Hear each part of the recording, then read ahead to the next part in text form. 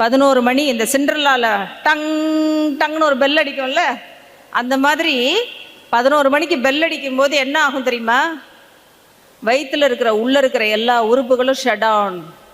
கல்லீரல், ஸ்ப்ளீன், மண்ணீரல், பெருகுடல், சிறுகுடல் எல்லாம் ஷட் டவுன் ஸ்டேஜுக்கு போக ஆரம்பிச்சிடும்.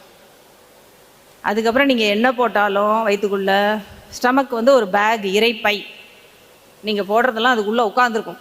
ஜீரணம் ஆகாது, டைஜஷன் ஆகாது. எப்போ டைஜஸ்ட் ஆகும் தெரியுமா? காலையில் 4 மணிக்கு தான் திரும்ப ஓப்பன் பண்ணும். பிரம்ம முகூர்த்தம்னு சொல்கிறோம் இல்லையா, 4லேருந்து 6, அதை 4 o'clock தான் திரும்ப வயிறு ஸ்டார்ட் ஆகும் ஒர்க் பண்ணுறதுக்கு. அந்த 11லேருந்து மார்னிங் 4 எல்லாம் ஷட் டவுனில் இருக்கும். அந்த டைம் வயிற்றுக்குள்ளே எதுவும் போடக்கூடாது. போட்டோன்னா இட் வில் பிகம் பாய்சன். ஏன்னா அது டைஜஸ்ட் ஆகாது. சும்மா அப்படியே வாஷிங் மிஷினில் போட்டு வச்ச துணியாட்டம் ஊறிட்டு கிடக்கும்.